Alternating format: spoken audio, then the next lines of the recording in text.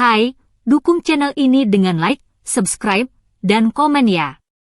Jangan lupa juga untuk bagikan ke sosial media kamu, dan tekan tombol loncengnya untuk mendapatkan update terbaru dari channel ini. The Kent Chronicles, episode The Raid of Pyramid, bagian 2. Sebuah ledakan pada hari Natal. Carter, aku sudah pernah ke British Museum sebelumnya. Bahkan aku pernah menghabiskan lebih banyak waktu di museum daripada yang ingin kuakui. Karena itu akan membuatku terdengar seperti orang yang benar-benar aneh. Itu Sadie di belakang berteriak bahwa aku memang seseorang yang benar-benar aneh. Makasih, Dick.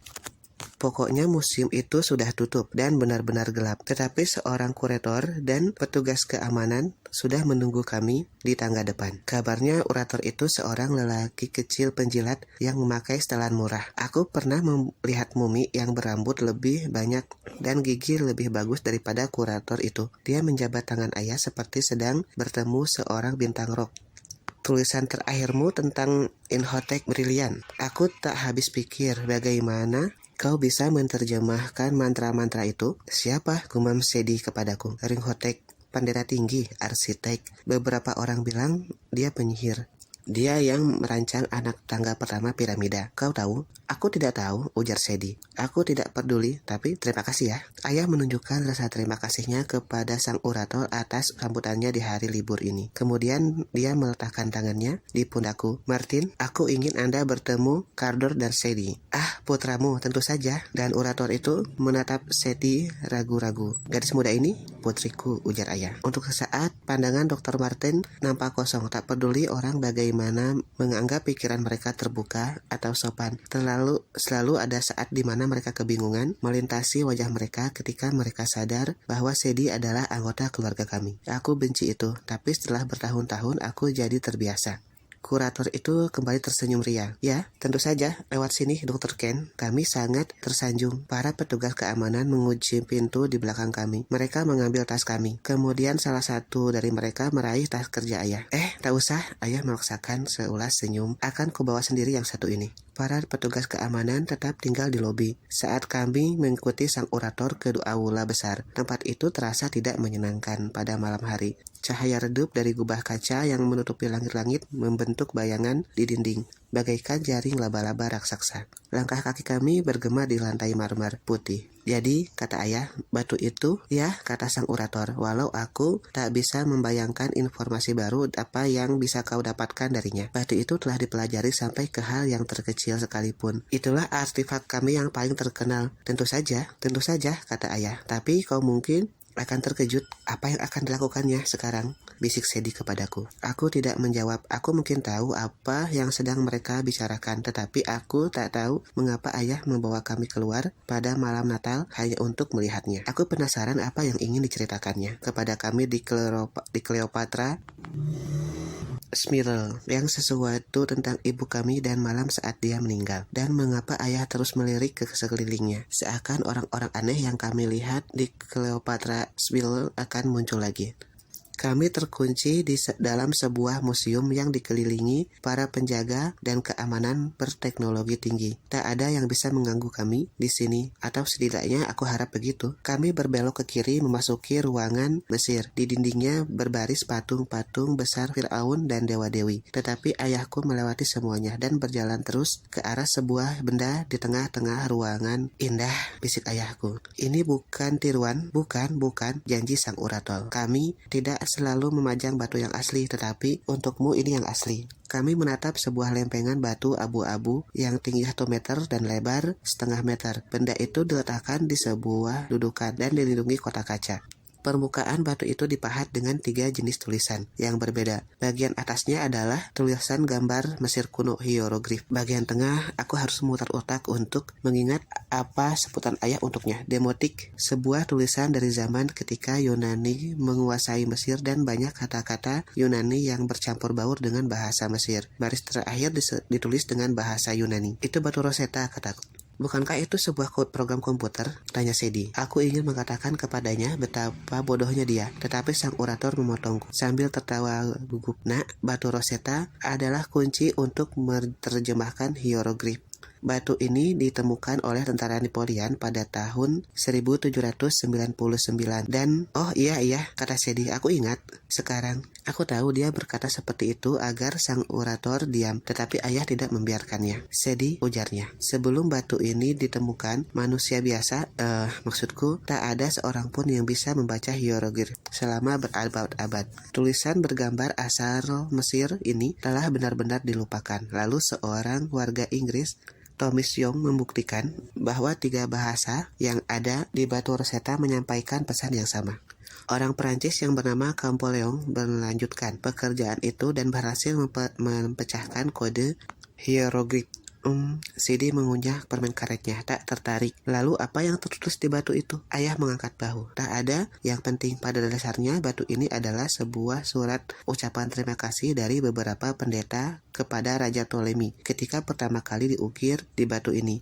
Bukan suatu yang penting, tapi setelah berabad-abad benda ini telah menjadi sebuah simbol yang sangat kuat. Mungkin penghubung paling penting antara zaman Mesir kuno dan zaman modern. Betapa bodohnya aku tidak menyadari potensinya lebih cepat. Ayah seperti melupakan kehadiranku dan sepertinya melupakan kehadiran sang orator juga.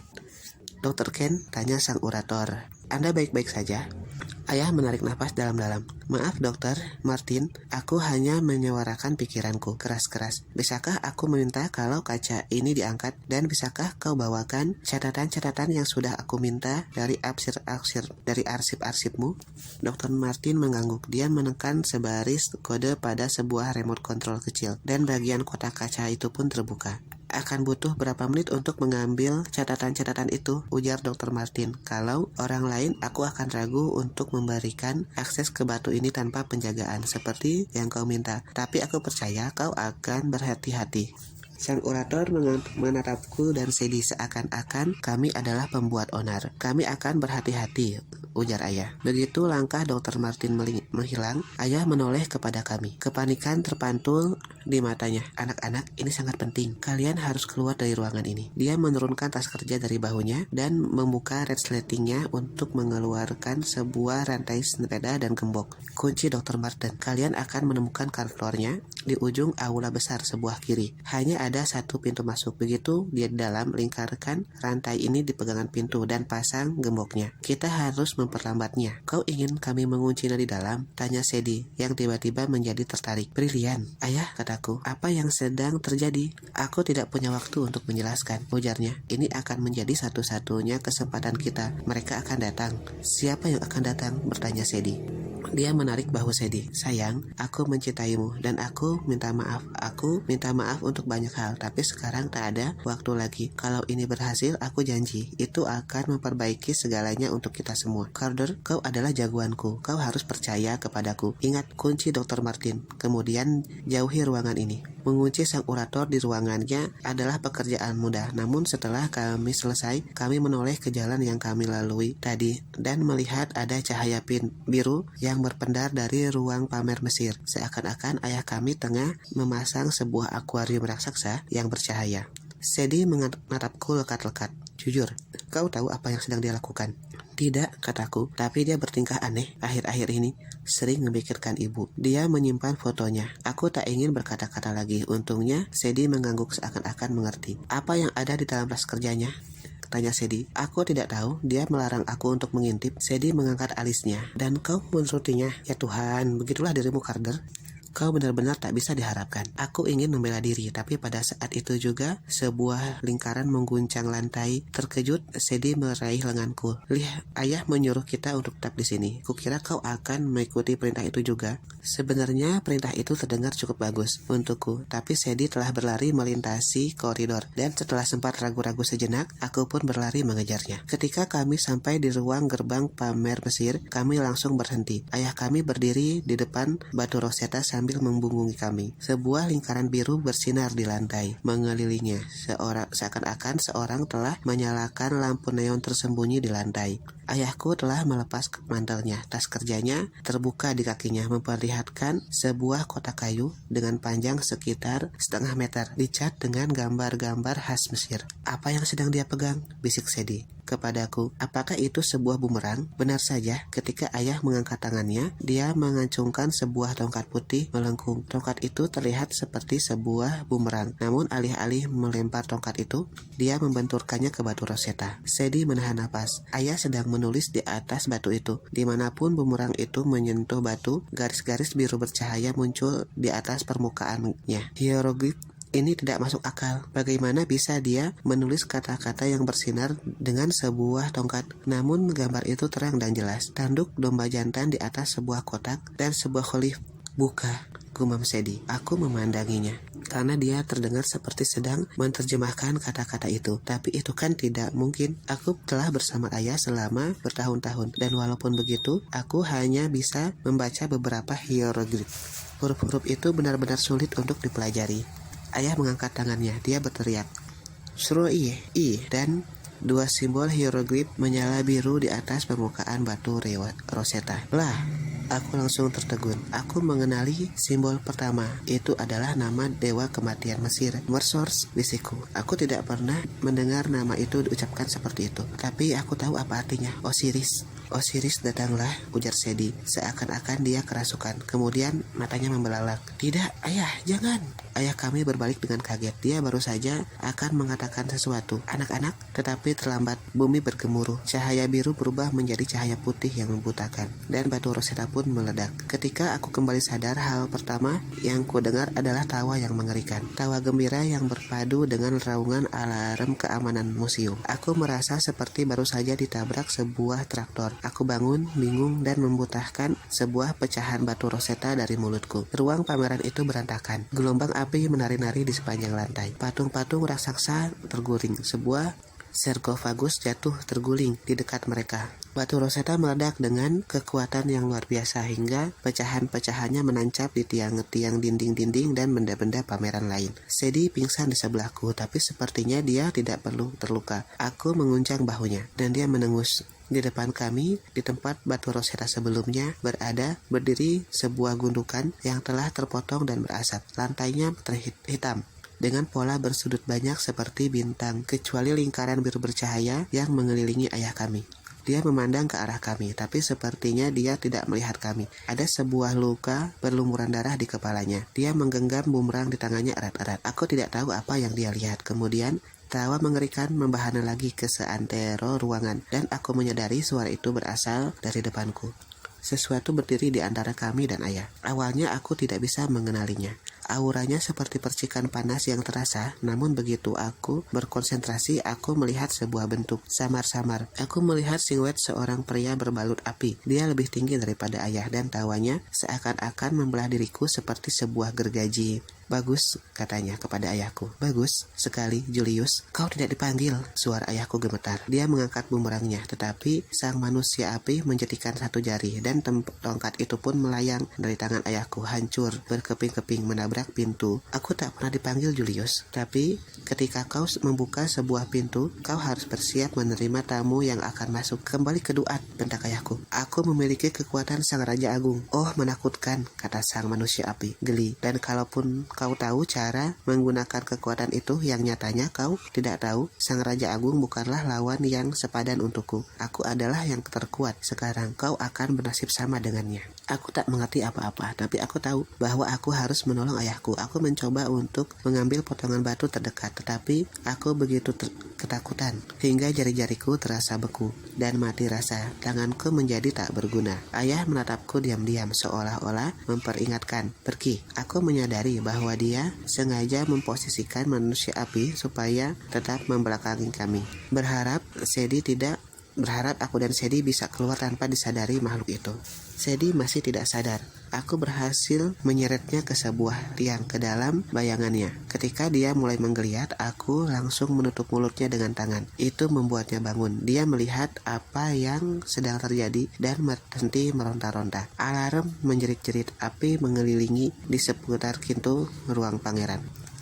Para penjaga pasti sedang menuju ke sini, tetapi aku tidak yakin apa hal itu merupakan sesuatu yang baik untuk kami. Ayah berjongkok di lantai, tetap menatap musuhnya dan membuka kotak kayu miliknya. Dia mengeluarkan sebuah tongkat kecil, seperti penggaris. Dia mengumandangkan sesuatu dengan pelan, dan tongkat itu pun membanjang menjadi sebuah tongkat kayu setinggi dirinya. Sadie mengeluarkan suara mencicit. Aku juga tidak bisa mempercayai apa yang kulihat, tetapi semuanya bertambah aneh. Ayah melemparkan tongkatnya ke arah kaki sang manusia api, dan tongkat itu pun berubah menjadi seekor ular yang sangat besar. Panjangnya kira-kira 3 meter dan besarnya hampir menyamai tubuhku. Dengan sisik, tembaga, dan mata yang bersinar merah, ular itu menerkam sang manusia api yang tanpa kesulitan langsung menangkap ular tersebut. Tangan pria itu meledak menjadi api putih yang panas dan ular itu pun terbakar menjadi abu. Trik basi Julius, cemooh sang manusia api. Ayah melirik ke arah kami, diam-diam mendesak kami untuk pergi. Sebagian diriku menolak untuk mempercayai bahwa semua ini benar-benar terjadi. Mungkin aku sudah tak sadarkan diri dan sedang mengalami mimpi buruk. Di sebelahku Sadie mengambil sebuah potongan batu. Berapa banyak? Tanya ayahku cepat, berusaha terus menarik perhatian sang manusia api itu. Berapa banyak yang telah kulepaskan? Oh, semuanya ada 5, ujar manusia api, seperti sedang menjelaskan sesuatu kepada seorang anak kecil. Kau harus tahu bahwa kami adalah satu paket, Julius. Aku akan segera melepaskan lebih banyak lagi, dan mereka akan sangat berterima kasih. Aku akan menjadi raja kembali. Hari-hari terkutuk, ujar ayahku. Mereka akan menghentikanmu sebelum semuanya terlambat. Sang manusia api tertawa. Kau pikir Dewan bisa menghentikanku? Ketua-tetua bodoh itu bahkan tak bisa berhenti berdebat di antara sesama mereka. Sekarang mari kita mengukir sejarah yang baru, dan kali ini kau tak akan pernah bangkit lagi. Sang manusia api melambaikan tangannya. Lingkaran biru di kaki ayah menjadi gelap. Ayah meraih kotak peralatannya, tapi isi kotak itu berceceran di lantai. Selamat tinggal Osiris, kata sang manusia api. Dengan jentikan tangannya yang lain, dia menyulap sebuah peti mati bercahaya yang mengurung ayah kami. Awalnya peti itu transparan, tetapi ketika ayah kami bertahan dan menggedor-gedor salah satu sisinya, peti mati itu perlahan menjadi semakin padat. Sebuah peti mati Mesir yang terbuat dari emas dan bertabur permata. Ayah menatapku untuk terakhir kalinya dan mengumumkan kata, lari. Sebelum peti mati itu tenggelam ke lantai, seolah-olah lantai berubah menjadi air. Ayah, teriakku. Sadie melempar batunya, tetapi batu melayang menembus sang manusia api. Dia berbalik dan untuk sesaat yang mengerikan, wajahnya terlihat di tengah-tengah api. Apa yang aku lihat tidak masuk akal, seakan-akan seorang telah menyusun wajah yang berbeda secara bertumpukan. Yang satu nyaris seperti manusia, dengan kulit pucat, kejam, kaku, dan mata merah bercahaya. Yang satu lagi seperti seekor hewan, dengan bulu gelap dan taring yang tajam. Lebih liar daripada seekor anjing atau serigala atau singa, seperti seekor hewan yang belum pernah aku lihat sebelumnya. Mata merah itu memandangku, dan aku tahu bahwa aku akan mati. Di belakangku langkah-langkah berat menggema di lantai marmer aula besar. Ada suara-suara yang meneriakkan perintah. Petugas keamanan, mungkin juga polisi, tetapi mereka tidak akan sampai di sini tepat pada waktunya. Manusia api itu menerjang kami. Ketika tinggal beberapa inci dari wajahku, ada sesuatu yang menariknya ke belakang. Udara dipenuhi muatan listrik. Jimat di leherku terasa begitu panas. Manusia api itu mendesis menghadapiku dengan lebih waspada. Jadi kau itu. Bangunan itu berguncang kembali. Di ujung lain ruangan, sebagian dinding meledak dengan sebuah kilatan cahaya. 2 orang melangkah melewati lubang bekas ledakan itu. Seorang pria dan seorang gadis yang kami lihat di Cleopatra Skibel. Jubah mereka berkibar di sekeliling tubuh. Keduanya memegang tongkat. Si manusia api bergeram. Ia menatapku untuk yang terakhir kalinya dan berkata, "Sampai nanti, nak." Kemudian seluruh ruangan dilalap kobaran api. Sebuah gelombang panas menghisap seluruh udara dari paru-paruku, dan aku pun terkapar di lantai. Hal terakhir yang kuingat, dia mengancamku. Pria dengan janggut bercabang dan gadis berbaju biru itu berdiri di atasku. Aku mendengar petugas keamanan berlari dan berteriak kian mendekat. Gadis itu menggungkuk di atasku dan menarik sebuah pisau panjang yang melengkung dari sabuknya. "Kita harus bertindak cepat," kata si gadis kepada pria itu. "Belum," kata si pria enggan. Absennya yang kental seperti seorang Prancis. Kita harus yakin sebelum kita menghancurkan mereka." Aku menutup mata dan hanyut dalam ketidaksadaran. Terima kasih sudah menonton video ini. Sampai jumpa di video-video berikutnya. video ini. Sampai jumpa di video-video berikutnya.